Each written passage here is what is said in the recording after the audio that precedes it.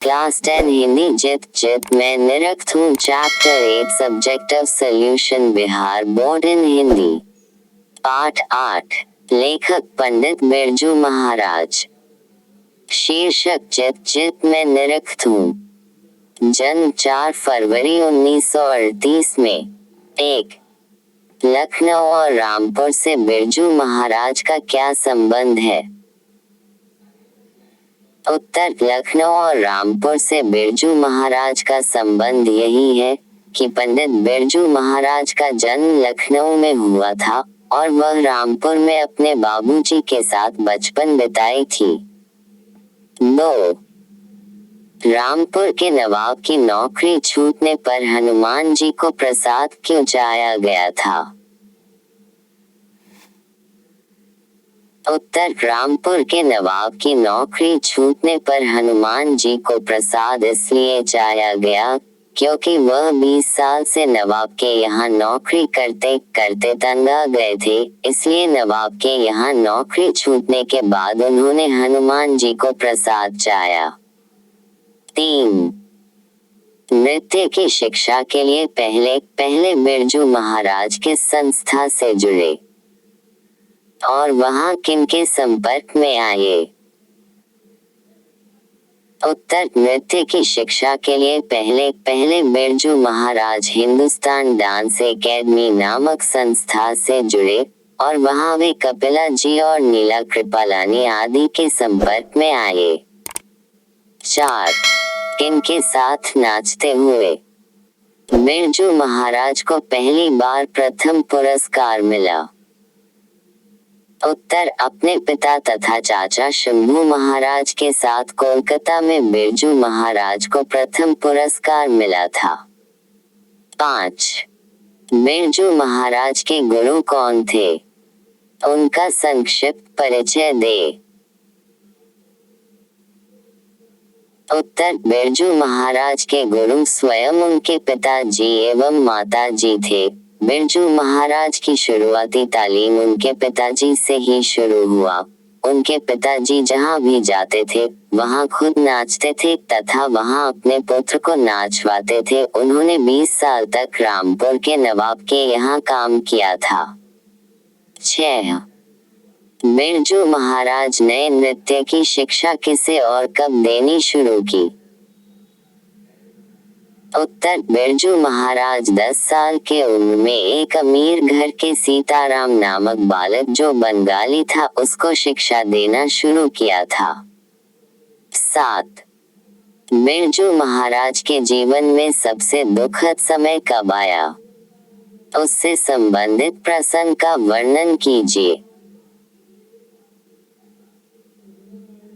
उत्तर बिरजू महाराज के जीवन में सबसे दुखद समय तब आया जब उसके पिताजी की मृत्यु हो गई।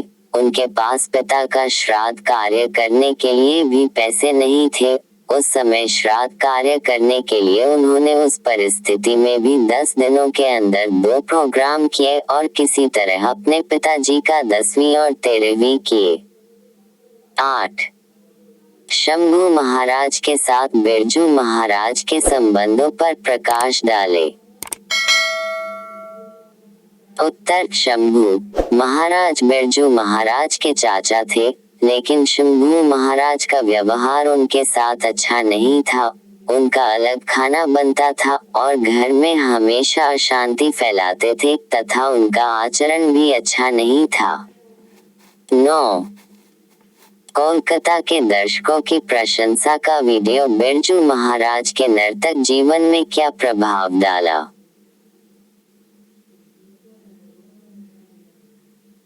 उत्तर कोलकाता के दर्शकों की प्रशंसा का वीडियो बिरजू महाराज के अंदर तक जीवन में महत्वपूर्ण प्रभाव डाला।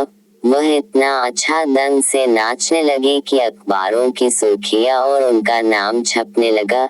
इनका बुलावा भारी भारी शहर कोलकाता, मुंबई, मद्रास आदि से आने लगा। वह अपने को ऊंचा समझने लगे तथा भविष्य में भी और अच्छा बनने का मन बनाने लगे। 10 संगीत भारती में बिरजू महाराज की दिनचर्या क्या थी? उत्तर संगीत भारती में बिरजू महाराज की दिनचर्या बहुत कठिन थी। संगीत भारती में उनका नियम था कि सुबह 4 बजे जगना है, चाहे उस समय उनको बुखार या खांसी ही क्यों ना हो, और 5 बजे रियाज करना ही था। 8 बजे तक रियाज करके फिर घर जाना और 1 घंटे में तैयार होकर 9 बजे से 1 घंटा क्लास कराते थे। यही उनकी दिनचर्या थी। 11. बिरजू महाराज कौन कौन से वाद्य बजाते थे? उत्तर बिरजू महाराज सितार, गिटार, हारमोनियम, तबला, बांसुरी आदि बजाते थे। 12. अपने विवाह के बारे में बिरजू महाराज क्या बताते हैं?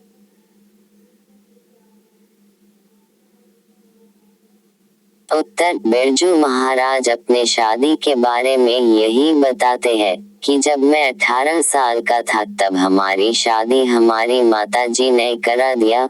हम अपनी शादी से प्रसन्न नहीं थे, लेकिन यह सब हमारी माँ ने ही किया, क्योंकि मेरे पिताजी की मृत्यु के कारण माता जी घबरा गई थी, जिसके चलते हमारी शादी करा दी। शादी के बाद कुछ दिनों तक घर की आर्थिक स्थिति खराब चली, लेकिन तुरंत बाद स्थिति में सुधार हो गया। 13. बिरजू महाराज की अपने शागिर्दों के बारे में क्या राय है? उत्तर बिरजू महाराज अपने शागिर्दों के बारे में यही राय है कि जब किसी को कुछ सिखाओ तो पूर्ण रूप से मेहनत करके सिखाओ और उसे अच्छा बना दो। सिखाने में बेईमानी नहीं करनी चाहिए, उसे इतना सिखा देना चाहिए कि वह दूसरे को सिखा सके। 14. व्याख्या करे। क 500 रुपया देकर मैंने अपना गांठ बांधवाया।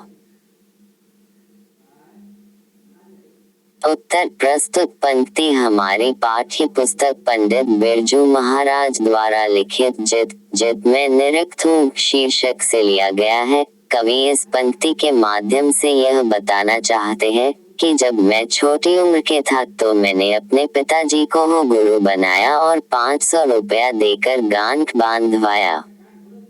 ख मैं कोई चीज चुराता नहीं हूँ कि अपने बेटे के लिए यह रखना है, उसको सिखाना है। उत्तर प्रस्तुत पंक्ति हमारी पाठ्य पुस्तक पंडित बिरजू महाराज द्वारा लिखित जित में निरक्त हूँ शीर्षक से लिया गया है। कवि इस पंक्ति के माध्यम से यह बताना चाहते हैं कि हमारी माता जी बहुत महान थी। उनमें एक कुशल शिक्षक का गुण था। उन्होंने बताया था कि किसी को कुछ सिखाओ तो पूर्ण रूप से मेहनत करके सिखाओ, किसी को भी अधूरा नहीं सिखाना चाहिए। यह नहीं सोचना चाहिए कि कोई स्टेप अपने खास बच्चों के लिए छुपा के रखना है। उनकी यह विशेषता उन्हें एक ईमानदार कलाकार तथा शिक्षक सिद्ध करता है। ग मैं तो बेचारा उनका असिस्टेंट हूँ, उस नाचने वाले का।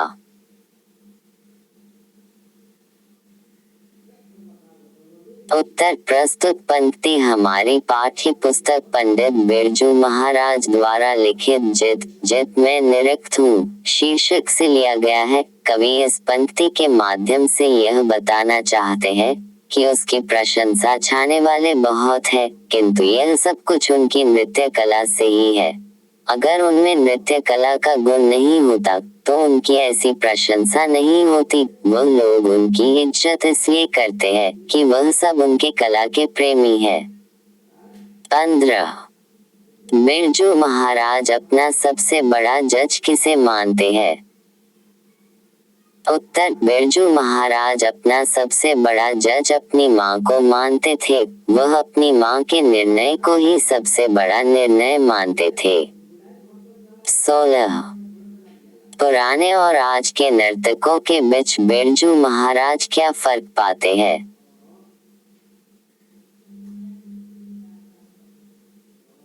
उत्तर पुराने और आज के नर्तकों के बीच बिरजू महाराज यही फर्क पाते हैं कि पुराने नर्तक सीधे साधे तथा मेहनती होते थे। चाहे जमीन पर नाचना हो या स्टेज पर गाना हो, वह गाने में कमी नहीं करते थे।